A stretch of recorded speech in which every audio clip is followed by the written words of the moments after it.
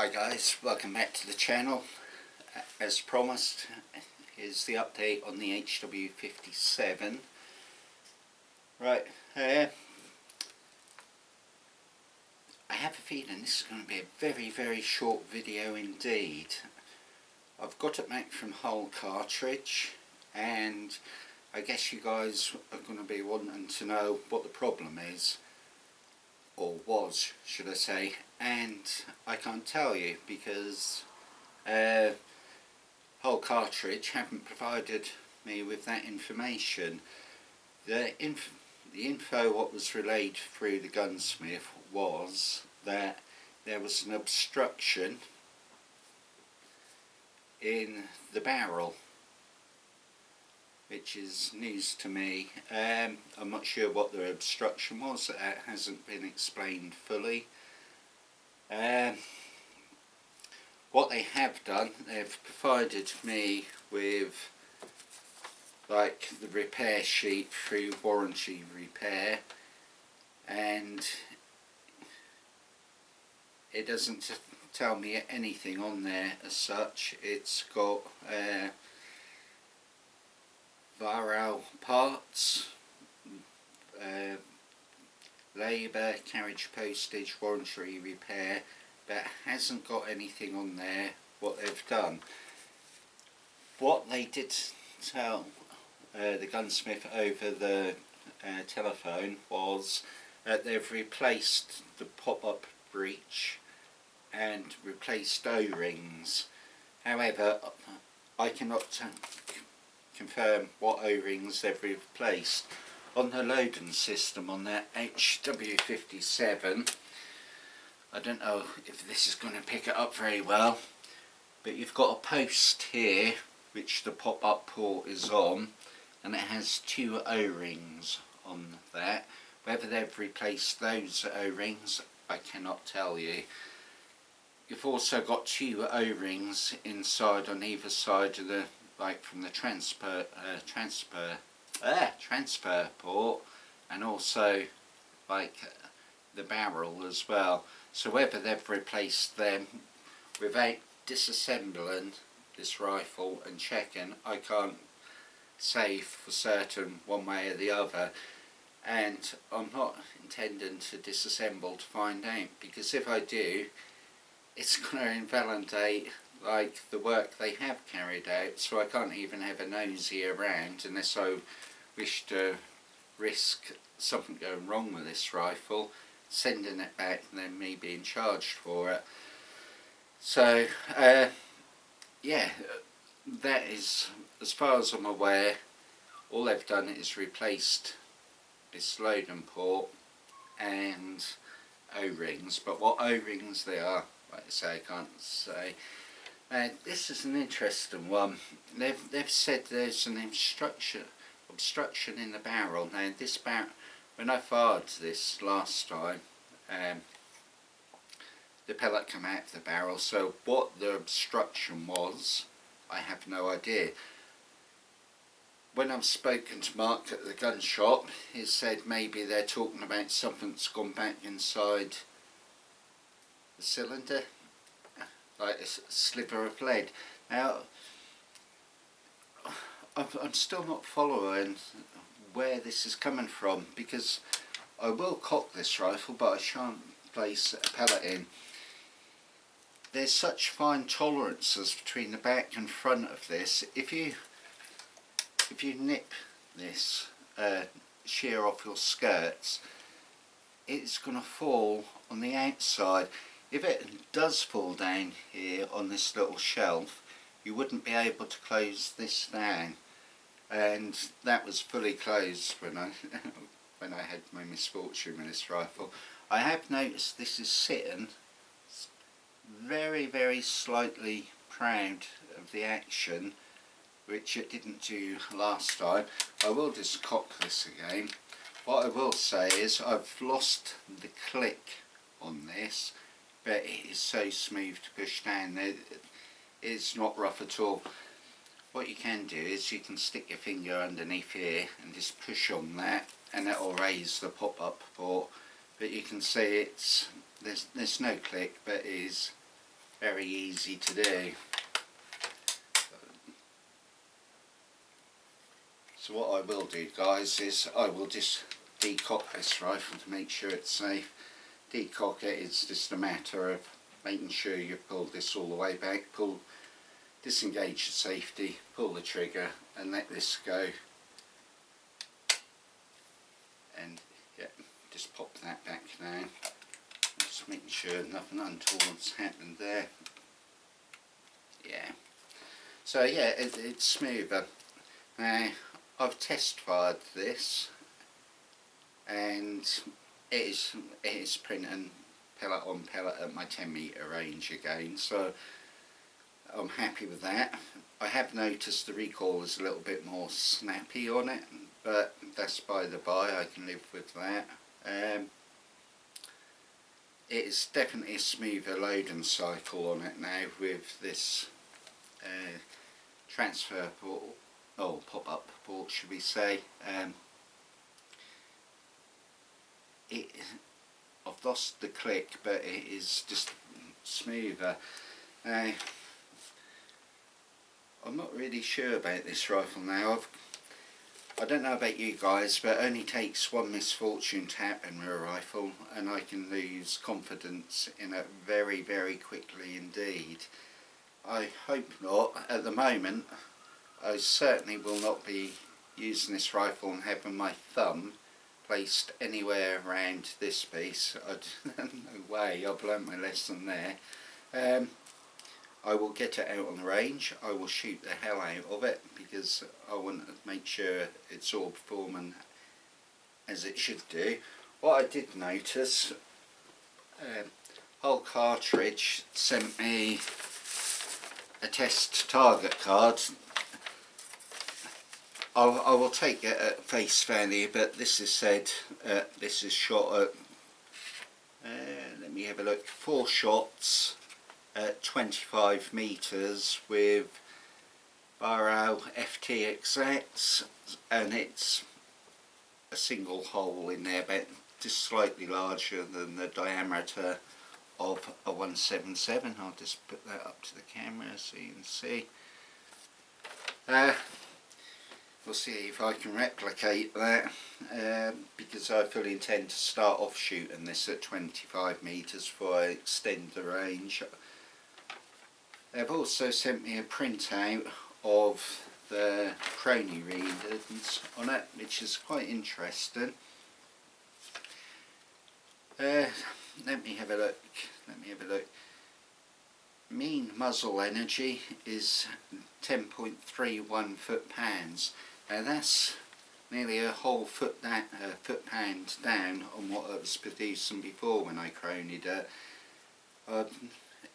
It is given a mean velocity of 741 foot per second, which is probably down 30 to 40 foot per second from before when I chroned it, when I first got the rifle. So who knows, provided it is shooting where I point it kind of thing, I'm happy enough with that. But it's going to take me a long while to get my confidence back in this rifle. Like I say, I certainly don't trust this rifle enough to ever shoot with a wrap round grip, how I found this rifle shot quite nicely. It's all a matter of finding how to hold the rifle for you to get the best out of it, and I found with a kind of a C grip, for want of a better word on it, it shot really well like that. However, I won't be shooting like that anymore because I'm keeping my thumb well clear of that loading port. But yeah, unfortunately, and it is what it is, they kept my stock on it, which I sent up. Mixed feelings on that. Yes, one can argue I damaged it, and indeed I did. I damaged it by dropping the rifle, but on the flip side of that argument is I only dropped the rifle because I had a catastrophic malfunction with the gun, and had that whack into my finger, or into my thumb, and I thought I'd lost my thumb, so I can be forgiven for that. I don't know what else to say about it. Hull Cartridge, maybe if they watch this channel, I'm only a tiny little channel, but if you want to chip in and say anything, I'll be all ears. I mean, but as for barrel obstruction, it certainly wasn't a barrel obstruction. Like I say, on my last shot on that, the pellet came out, and indeed when I took it back to the gun shop, it was fired in the gun shop, so I know there was no obstruction in the barrel. But it is what it is, guys. It's quite sad. I'm going to say it how it is. With this particular rifle, a little bit nervous about shooting it. But by God, if I have another malfunction, it'll be back to the gun shop and shipped off straight back to Hull Cartridge, and I'll probably be demanding then a refund if I get another malfunction, because then, to my mind, it wouldn't be fit for purpose. However, we'll see. If it shoots as well as it has done, and I've put about 20 shots through it since I've got it home, and it's shot absolutely fine, I'll be happy with that. It's just a sad, because I've really bigged up this rifle. I really do rate them. However, it seems that there is some sort of design flaw maybe in it. Like I said, guys, I think my old 57 I had for probably about 10 years, and I shot thousands and thousands of rounds through there. I never had any issue whatsoever, and I'm just telling you how it is. It shot superbly, and I was so happy to recommend it to you guys. However, I took on board what you guys are saying, that there are issues, and I've since read up quite a bit on it. This one, I did have an issue. Hopefully Hull Cartridge has sorted it out and it's all tickety-bee, but who knows. So out for all my barrel rifles, and I've pretty much got the full lot of them, this one, until I have had this about a good 6 months or so and put lots and lots of shots through it, it's just a question mark over the rifle for me. But you guys might own one and it shoots superb, and I'd fully agree. When they work absolutely super. If you get a duddon, it's what it is. So yeah, sorry about this, guys. Maybe a bit longer than what I hoped, and sorry I can't cast any further light on it, but I've told you exactly what I've known, which it's literally been relayed from the gun shop to me from Hull. So right, and with that, guys, look forward to tomorrow's shooting. I will be, like I say, shooting this a hell of a lot tomorrow. I will be putting lots and lots and lots and lots of rounds through this. Same again with the 77k. I want to make sure everything's tickety-bee on that. And also, of course, the HW80. I'm so excited about getting that on the range. And the more I handle that 80 and play around with it, the more I want it. I do have to say something about the 80. Maybe for another video, but there's been a few comments about, you know, it's designed to be shot a lot higher velocity or higher foot poundage, and it's wasted and stuff. To my mind, it's a kind of daft saying. Most British rifles are designed to be shot at a higher velocity, but you don't hear people saying, well, it's supposed to be shot at a higher muzzle energy type thing. And the HW80, it's been around like 40 odd years, and it's capable sterling service, and there's never been this issue, oh it's a wasted gun, because it's capable of shooting so much higher. You think about it, guys, a lot of the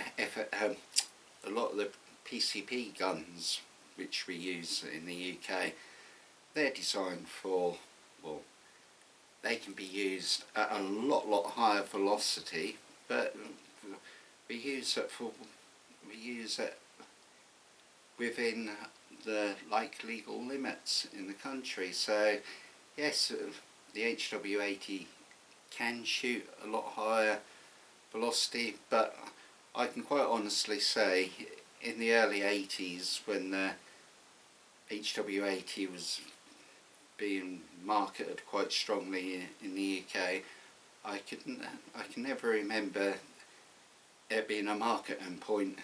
This is capable of a much higher velocity, but we're going to sort of drag in the velocity. It was marketed as is, and as is, it is a bloody good rifle. If you guys like a heavy sort of man-sized rifle, it's really good kit, and I highly rate the 80. If you want a lighter rifle, yeah, sure, go with an 85 or 95 or 99S. But if you want an 80, it will perform absolutely fine. Don't let people put you off by saying, well, it'd be a better gun if it shot higher velocity. That's a moot point, because unless you've got a FAC, you're not going to be able to get it to shoot at that higher velocity. I mean, like the Air Arms TX and Hunter Carbine TX 200, etc. They can shoot a much higher velocity than the 12 foot-pound limit. But unfortunately in the UK, 12 foot-pound limit is what we have to work with. So if you want a gun what performs day in day out and is quite happy to do, so it's your choice to go and do it. So, you know, don't let people put you off just by them saying, but it'd be better on a higher velocity. Of course it would, but we have to stay legal, guys. So it is what it is. So with that, guys, I'm going to sign off from this one, and like I say, I'll see you tomorrow out on the range. Cheers, guys.